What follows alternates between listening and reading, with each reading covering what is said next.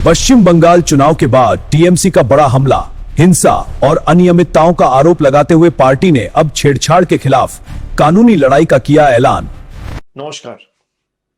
তৃণমূল পরিবারের প্রতিটি লড়াকু সৈনিক সদস্য সহযোদ্ধাদের আমার প্রণাম জানাই। আপনাদের সকলকে আমার শ্রদ্ধা, কৃতজ্ঞতা ও ভালোবাসা জানাই। আজকের এই কঠিন সময়ে দাঁড়িয়ে আমি আপনাদেরই একজন হয়ে কিছু কথা বলার জন্য আপনাদের সামনে এসেছি। বাংলার এই মাটি বরাবরই আন্দোলন, বিপ্লব এবং সংগ্রামের মাটি। এই মাটি প্রতিবাদের মাটি। এই মাটি শিখিয়েছে মাথা নত না করতে, আর এই মাটি শিখিয়েছে অন্ধকার কাটিয়ে ভোরের আলোয় ফেরা। আমি জানি গত কয়েকদিন ধরে, বিশেষ করে 4 তারিখের পর থেকে আপনাদের ওপর দিয়ে যে ভয়াবহ ঝড় বয়ে গেছে এবং যে তাণ্ডব লীলা চলেছে, বাংলা বিরোধী বিজেপি আশ্রিত দুষ্কৃতীদের হাতে তৃণমূল কংগ্রেসের কর্মী, সমর্থক, শুভানুধ্যায়ীরা ইতিমধ্যে বিভিন্ন জায়গায় আক্রান্ত হয়েছেন এবং আমাদের দলীয় কার্যালয়গুলিতেও ভাঙচুর করা হয়েছে। সব থেকে যন্ত্রণাদায়ক সেটা হচ্ছে রাজ্যের বিভিন্ন প্রান্তে নির্বাচন পরবর্তী হিংসায় যারা শান্তির বাণী শোনাতো, তারা 4 তারিখে জোর জবরদস্তি ক্ষমতা দখল করার পরে আমাদের 10 জন একনিষ্ঠ সহকর্মীকে নির্মমভাবে হত্যা করেছে। এন্টালির তাপস নস্কর, নানুর বিধানসভার আবির শেখ, বেলেঘাটার বিশ্বজিৎ পটনায়ক, পূর্বস্থলী দক্ষিণের পিঙ্কু দেবনাথ, কুলপির মিঠুন সামন্ত, গোঘাটের সহদেব বাগ বা নারায়ণগড়ের বীরেন পাত্র বা সপ্তগ্রামের সোমনাথ ভট্টাচার্য এবং চাকদাহের তপন শিকদার, প্রায় 10 জন সহকর্মীদের আমাদের থেকে কেড়ে নিয়েছে, নির্মমভাবে হত্যা করেছে এই ভারতীয় জনতা পার্টির হাড়মাত জল্লাদরা। আমি তাদের বিদেহী আত্মার চিরশান্তি কামনা করি। তাদের শোকসন্তপ্ত পরিবার পরিজন এবং শুভাকাঙ্ক্ষীদের প্রতি আন্তরিক সমবেদনা জানাচ্ছি। তাদের এই অকাল প্রয়াণে কেবল শুধুমাত্র দলের ক্ষতি নয়, আমাদের সকলের ব্যক্তিগতভাবেও অপূরণীয় ক্ষতি বা ব্যক্তিগত শোক। দল সর্বদা তাদের পরিবারের পাশে থাকবে এবং যতদিন আমরা রয়েছি তাদের পরিবারের দায়িত্ব তৃণমূল কংগ্রেস পরিবার নেবে। কেন এই আক্রমণ কখনো ভেবে দেখেছেন? কেন এই হিংসা? কেন এই লুটপাট? কেন এই গুন্ডামি?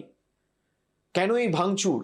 তার কারণ বিজেপি খুব ভালো করে জানে বাংলার মানুষের এবং আপনাদের শক্তি কতটা। যারা কাপুরুষের মতো অন্ধকারে হামলা চালায়, তারা আসলে আপনাদের সাহসের মোকাবিলা করতে ভয় পায়। তার কারণ তারা জানে যে তারা লুটপাট করে ক্ষমতায় এসছে। জয় বা পরাজয় সমাজের যে কোনো বা রাজনীতির যে কোনো রাজ্য রাজনীতির অঙ্গ বা দেশের রাজনীতির অঙ্গ। কিন্তু জয়ী হওয়ার পর প্রতিহিংসা পরায়ণ হয়ে ওঠা আসলে চারিত্রিক দুর্বলতা নয় কি? আমি মনে করি এটা তাদের চারিত্রিক দুর্বলতার বহিঃপ্রকাশ।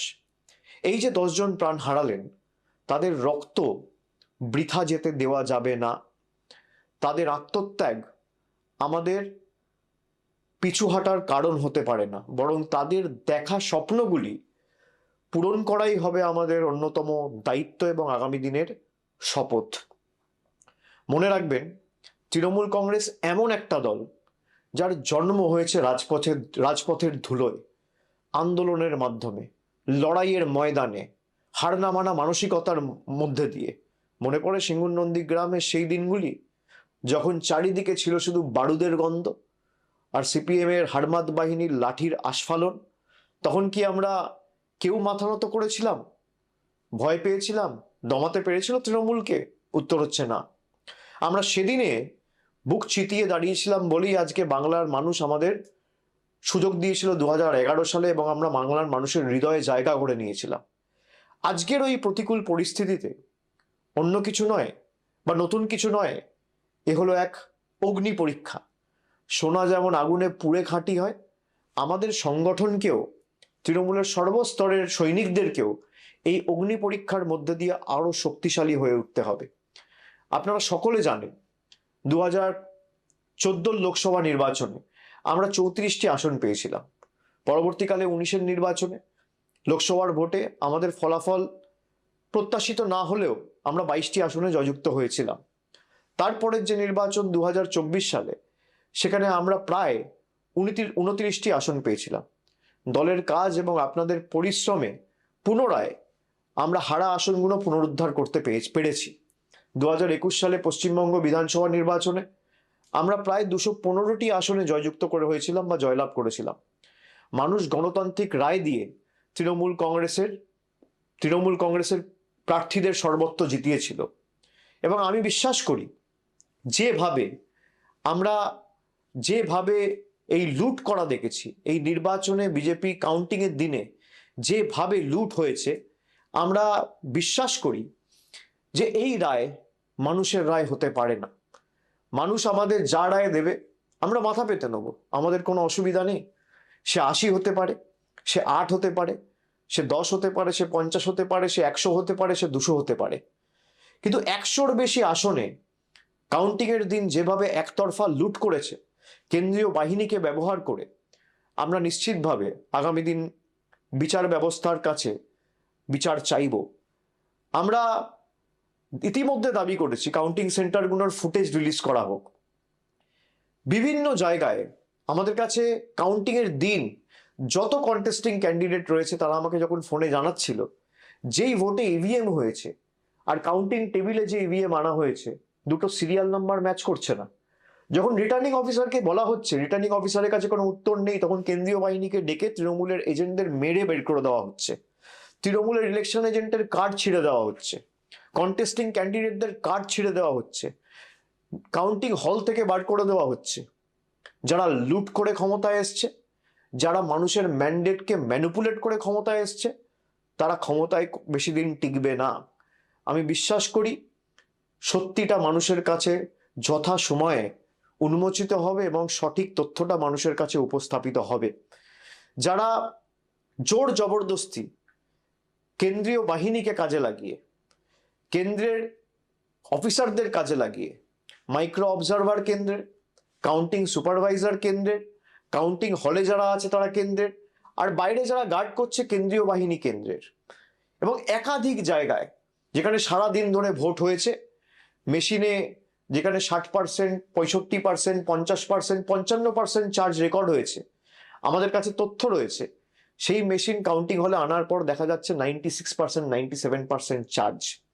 আমি তৃণমূল কর্মীদের বলবো, এর জবাব মানুষ আগামী দিন দেবে, ভরসা রাখুন মানুষের উপর। লুটপাট করে কেউ ক্ষমতায় বেশি দিন থাকতে পারে না।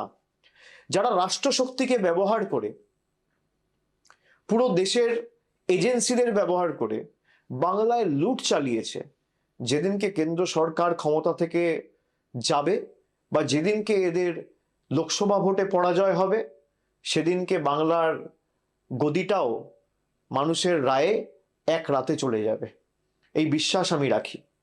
আমাদের অস্ত্র হলো আপোষহীন লড়াই, আমাদের অস্ত্র হলো আমাদের হার না মানার মানসিকতা। এই একতাই আমাদের সব থেকে বড় ঢাল। আমি আপনাদের সকলকে অনুরোধ করছি, একে অপরের হাত শক্ত করুন। বাংলার মানুষ জানেন তৃণমূল কংগ্রেসের কর্মীরাই তাদের একনিষ্ঠ কর্মী এবং তাদের বিপদে আপদে প্রকৃত বন্ধু। আপনারা আবার মাঠে নামুন। আমাদের যে পার্টি অফিসগুলো জোর জবরদস্তি ভেঙে দেওয়া হয়েছে, সেই পার্টি অফিসগুলো পুনরুদ্ধার করুন। হাইকোর্টে ইতিমধ্যেই মামলা দায়ের হয়েছে আপনারা জানেন, এবং সেখানে যে পিটিশন ফাইল হয়েছে, আজকে হাইকোর্ট মহামান্য বিচারপতিরা তারা রায় দিয়েছে যে যারা ঘরবাড়ি ছাড়া, যাদের দোকানে ভাঙচুর হয়েছে, যাদের বাড়িতে হামলা হয়েছে, যারা এলাকা ছাড়া, ঘর ছাড়া, গ্রাম ছাড়া, পাড়া ছাড়া, তাদের সবাইকে আগামী দিন প্রশাসনকে বাড়িতে ফেরাতে হবে।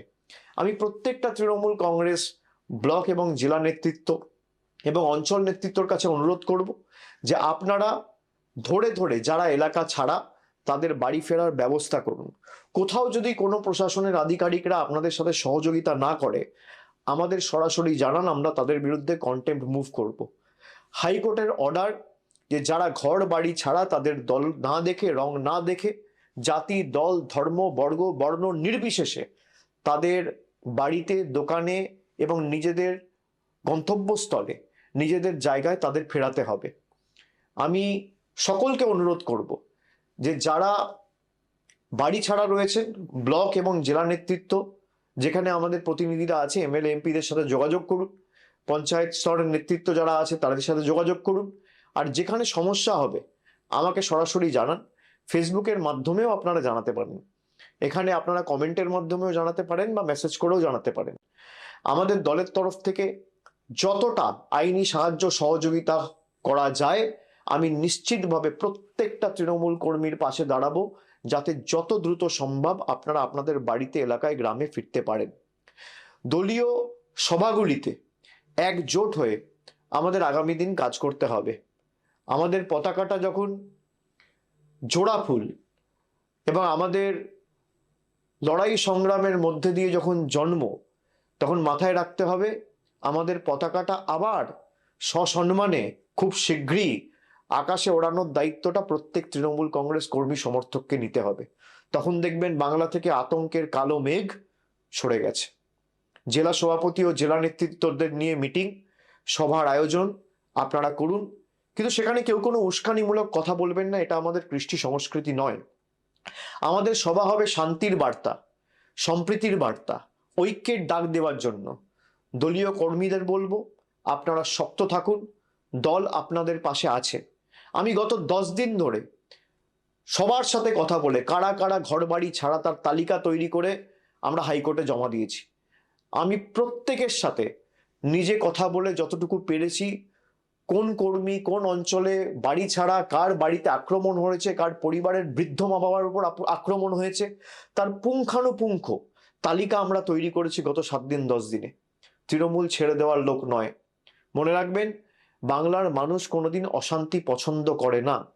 আজ যারা এই তাণ্ডব লীলা চালাচ্ছে, রক্তপাত ঘটাচ্ছে, বাংলার মানুষ একদিন তাদের প্রকৃত শিক্ষা দেবে, এবং সেই দিন বেশি দূর নয়। দেশের আইন আছে, বিচার ব্যবস্থার উপর আমাদের আস্থা আছে, সেখানে আমরা লড়বো। যেমন আজকে হাইকোর্টে লড়েছি, আমরা জেলায় জেলায় আলাদা করে প্রত্যেকটা জেলার জন্য লিগ্যাল টিম গঠন করেছি। আপনাদের আইনি সহায়তা করবে এই টিম। যেখানে যে কর্মী ঘর বাড়ি ছাড়া, জেলা সভাপতিকে, এমপিকে বা সরাসরি আমাকে জানান, কিন্তু রাজনীতির লড়াইটা লড়তে হবে ময়দানে। দলীয় কার্যালয়গুলো পুনরুদ্ধার করতে হবে, সেখানে বসতে হবে, মানুষের পাশে দাঁড়াতে হবে, এবং নতুন করে দলীয় কার্যালয়গুলো খুলে মানুষের পাশে দাঁড়িয়ে আমাদের কর্মসূচি হাতে নিতে হবে। সকল কর্মী সমর্থকদের একজোট করে আপনারা ব্লকে, টাউনে, বিভিন্ন এলাকায়, বিধানসভায় বিজেপির সন্ত্রাসের বিরুদ্ধে আগামী 2-4 দিনের মধ্যে থানায় একটা ইন্টিমেশন জমা দিয়ে প্রতিবাদ মিছিল করুন। আমাদের নেত্রী মমতা বন্দ্যোপাধ্যায় সব সময় একটা কথা বলেন, বিপদের দিনে যে আগে বুক পেতে দাঁড়ায় সেই তো দলের প্রকৃত সৈনিক বা আসল যোদ্ধা। আপনারা সেই যোদ্ধার এবং সেই তৃণমূল দলের সদস্য। আজ যদি আমরা পিছিয়ে যাই বা এক পা পিছপা হই, তবে আমাদের সেই শহীদ ভাইদের আত্মা কোনোদিন শান্তি পাবে না, এবং তাদের এই অকাল প্রাণ যেভাবে বিজেপি কেড়ে নিয়েছে, তাদের জীবন আমরা বৃথা যেতে দেবো না। তারা যে স্বপ্ন দেখেছিলেন একটি সুন্দর, শান্ত এবং সম্প্রীতির বাংলার, সেই স্বপ্নের দায়িত্ব আজকে আমাদের সকলের কাঁধে, আপনাদের কাঁধে।